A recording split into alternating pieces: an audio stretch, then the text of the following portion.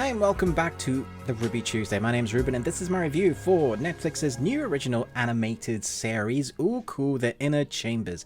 I actually had no idea what to expect about this series. All I saw was that the first episode was 79 minutes and I went, dear Lord, that's long. But is it worth your time?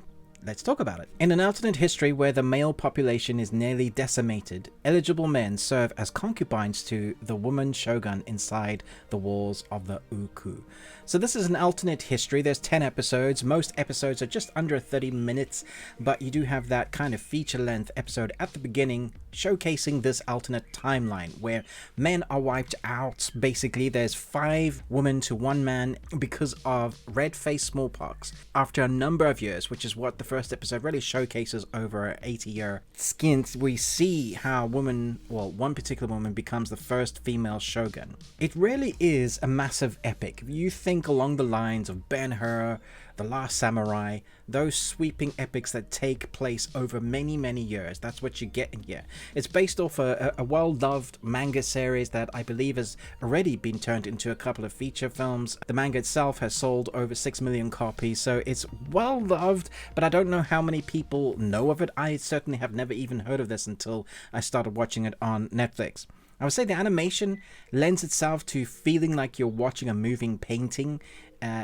Also very much similar to the original old anime style of anime. It does have some anime tropes, but very few, because we're, I guess, perverting the timeline, changing it up to what is the norm. We have men as concubines and basically serving at the pleasure of the shogun. In particular, there's this one place that we focus all our time on where this female shogun has 800 men living inside the walls or this palace, the castle area, and once you're inside, you're never allowed to leave. So we are focusing on a sweeping love story from a man that is once wanting to be a Buddhist, but he gets swept up into this kind of castle life and ends up living his life there because once you're in, that's it. So there's this amazing love story that starts off as hate. We have underdog storylines as a man trying to become more than what he's giving in his station, but also being very stubborn. We have a woman that's very stubborn, but also being forced into a lifestyle that she never wanted. And we see both sides of the coin.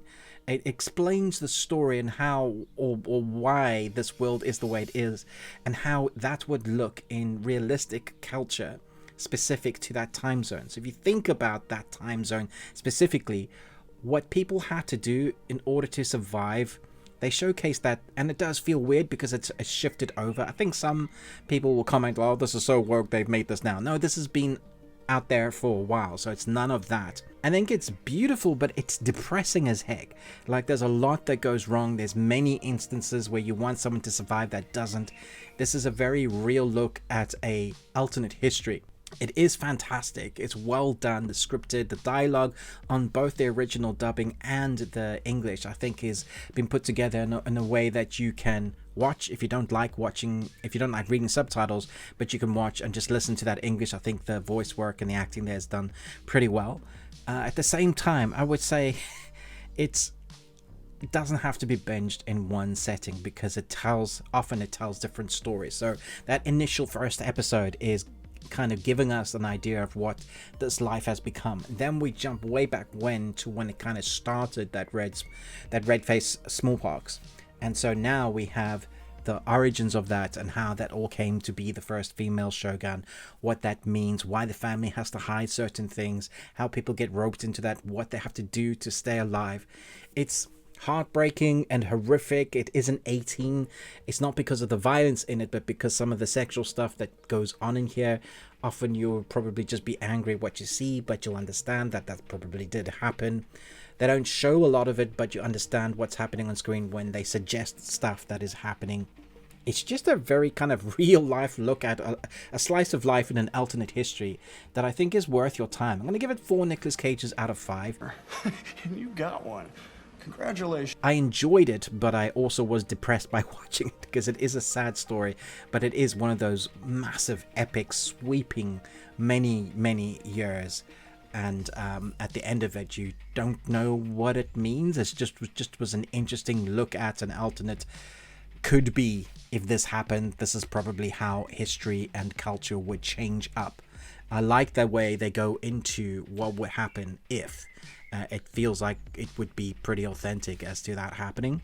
It's an interesting idea, and I like fresh ideas like this. So let me know, had you read the manga? Have you heard of this? Was this something that you're looking forward to?